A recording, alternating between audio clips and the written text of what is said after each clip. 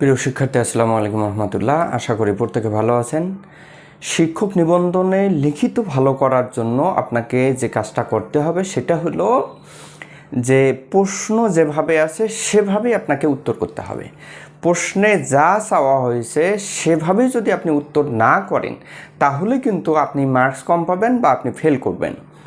যারা বলে যে অনেক ভালো লিখেছি, অনেক ভালো পরীক্ষা দিয়েছি কিন্তু লিখিত পাস হয়নি, তাদের জন্য এটা অনেক বড় একটি টিপস হবে। মনে রাখবেন, নিবন্ধন লিখিত ভালো করার জন্য আপনাকে প্রশ্ন ওয়াইজ আনসার করতে হবে।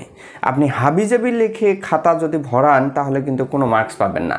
অবশ্যই প্রথম লাইনটা এমন হওয়া উচিত, প্রশ্নে যা চাওয়া হয়েছে ঠিক তাই, এবং তারপরে ভূমিকাতে অবশ্যই আপনাকে কারণ এবং ফলাফলের পয়েন্টগুলো আপনাকে ভূমিকাতে দিতে হবে। এরপরে পরবর্তী অংশে আপনাকে পয়েন্টগুলোকে আপনাকে ব্যাখ্যা করতে হবে। এভাবেই কিন্তু আপনাকে আনসার করতে হবে। আরেকটি কথা মনে রাখেন, যদি কোনো কোশ্চেনের মার্কস হয় 10 নাম্বার, তাহলে সেই 10 নাম্বারের জন্য আপনাকে অন্তত 7-8 পৃষ্ঠা লিখতেই হবে। সেই সাথে কোটেশন দিতে হবে, উক্তি দিতে হবে। তাহলে এভাবে যদি আপনি আনসার করেন অবশ্যই আপনার জন্য ভালো মার্কস আপনি ক্যারি করতে পারবেন ইনশাআল্লাহ।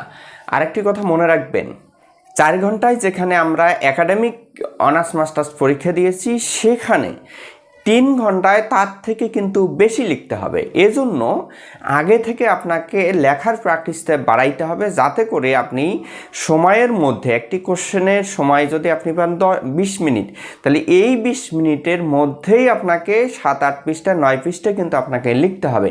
এজন্য আগে থেকে প্র্যাকটিস করবেন। অনেকে পরীক্ষার হলে গিয়ে প্র্যাকটিস করেন, তাতে করে তো কোনো লাভ হবে না। আর একটি বিষয় হলো যে আপনার সাবজেক্টে যদি কোনো এমন কোশ্চেন থাকে যেগুলোতে মার্কস ক্যারি করা খুব সহজ হবে, অঙ্কের মতো আপনি মার্কস পাবেন, সেগুলোর উপর গুরুত্ব বেশি দিবেন, সেগুলো যেন কোনোভাবেই ভুল না হয়।